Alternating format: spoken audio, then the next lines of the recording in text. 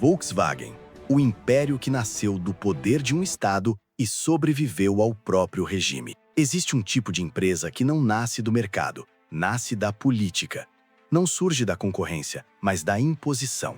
Não cresce por desejo do consumidor, mas por decisão de poder. E poucas histórias no mundo corporativo carregam um peso tão grande quanto a da Volkswagen. Porque antes de ser uma montadora global, antes de ser símbolo de engenharia alemã, antes de colocar milhões de carros nas ruas do planeta, ela foi um projeto ideológico, um instrumento, uma engrenagem dentro de uma máquina muito maior. E a pergunta que atravessa toda essa história não é apenas como a Volkswagen nasceu, mas como ela conseguiu sobreviver ao regime que a criou, atravessar uma das maiores tragédias da humanidade e ainda se transformar em um império industrial respeitado no mundo inteiro. Entender isso é entender como Estado, indústria e poder podem se fundir de formas que mudam o destino de milhões de pessoas. E se você quer compreender os bastidores do lucro, as decisões que moldam empresas e os custos humanos que quase nunca aparecem nos anúncios, deixe o like e inscreva agora.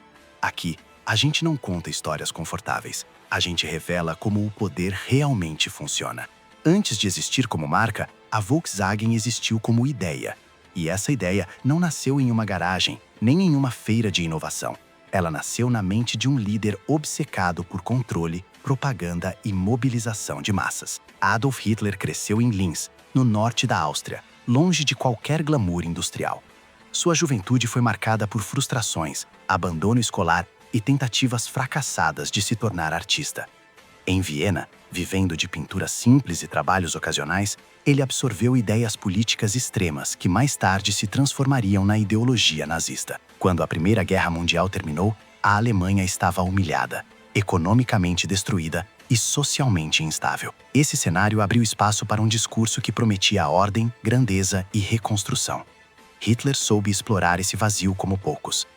Ao assumir o controle político da Alemanha, ele não queria apenas dominar o presente, queria moldar o futuro.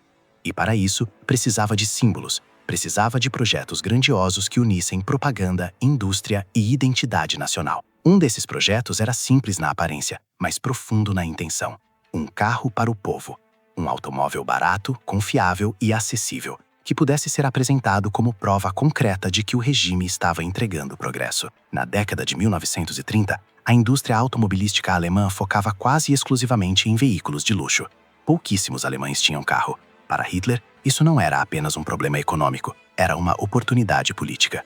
Assim nasce o embrião da Volkswagen, um projeto estatal criado sob controle direto do governo nazista, formalizado por meio de uma empresa de propriedade pública ligada à Frente Alemã do Trabalho. O nome dizia tudo: Volkswagen, o carro do povo. A proposta era clara: criar um veículo que custasse menos de 1000 Reichsmarks, fosse rápido o suficiente para as novas autobahns e pudesse transportar uma família inteira. Não era apenas mobilidade, era narrativa. Era a promessa de pertencimento a uma nova Alemanha. O design foi encomendado a Ferdinand Porsche, um engenheiro renomado, que recebeu especificações rígidas e prazos apertados. Tudo precisava servir ao discurso. O plano de aquisição também era engenhoso e cruel ao mesmo tempo. Os trabalhadores contribuiriam mensalmente para um sistema de selos de poupança. Quando completassem o valor, receberiam o carro. Na teoria, parecia inclusão. Na prática, poucos chegaram perto de dirigir o veículo, porque a história tomou um rumo muito mais sombrio. Em 1939, com o início da Segunda Guerra Mundial, o projeto civil foi interrompido. A fábrica foi redirecionada para a produção militar. O carro do povo deu lugar aos veículos de guerra. E o que deveria ser símbolo de prosperidade virou parte do esforço bélico do regime. É aqui que a história deixa de ser apenas corporativa e passa a ser humana. A Volkswagen, construída como fábrica civil, não tinha mão de obra suficiente para atender à produção exigida pela guerra. A solução encontrada pelo regime foi brutal: trabalho forçado. Milhares de pessoas foram levadas para trabalhar em condições desumanas.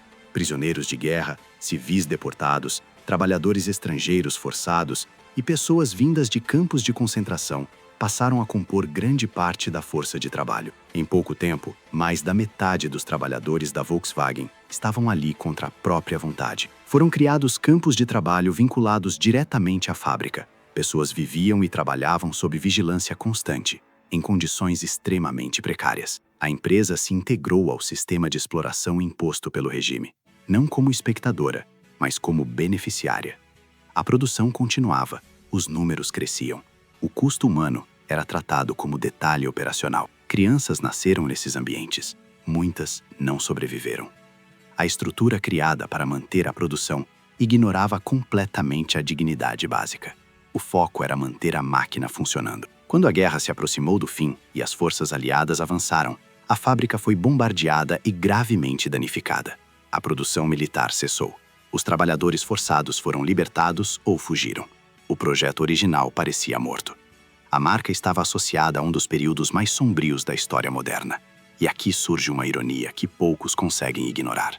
A mesma fábrica criada para servir a um regime totalitário foi reaproveitada pelos vencedores da guerra para reconstruir a Alemanha.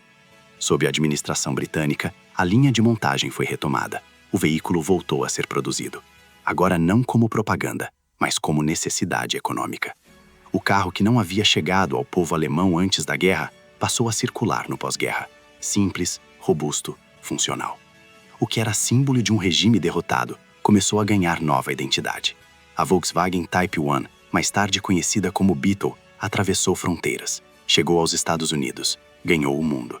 E aos poucos, a narrativa foi sendo reescrita. Não apagada, mas transformada.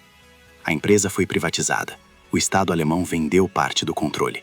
A Volkswagen deixou de ser instrumento direto do poder político e se tornou uma corporação global. E aqui está o ponto mais desconfortável de toda essa história. A Volkswagen sobreviveu porque a indústria, quando bem estruturada, pode atravessar regimes, ideologias e julgamentos morais. O produto sobreviveu ao criador. A fábrica sobreviveu à ideologia. O capital sobreviveu à tragédia. Isso não apaga o passado, mas mostra como o capitalismo de guerra, a governança empresarial e a memória histórica se cruzam de formas que desafiam qualquer leitura simples. Se você está percebendo agora que empresas não são apenas marcas, mas estruturas de poder capazes de atravessar o tempo, deixe o like e se inscreva.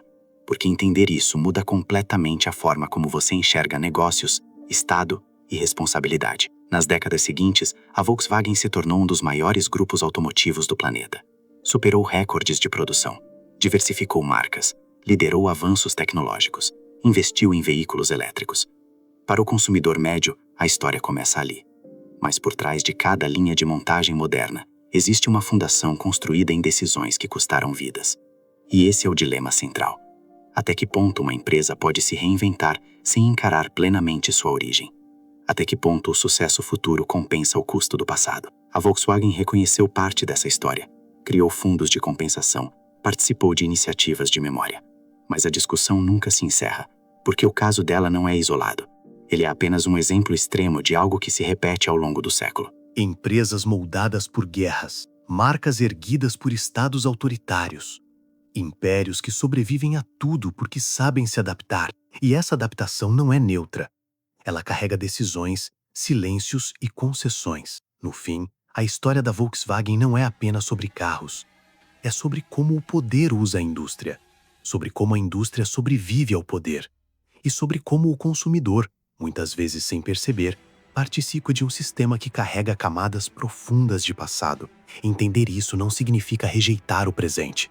Significa enxergá-lo com mais clareza. E se esse mergulho te fez pensar diferente sobre empresas, governos e os bastidores que ninguém gosta de mostrar, deixe o like e se inscreva. Aqui, a gente continua sentando na cadeira onde as decisões são tomadas.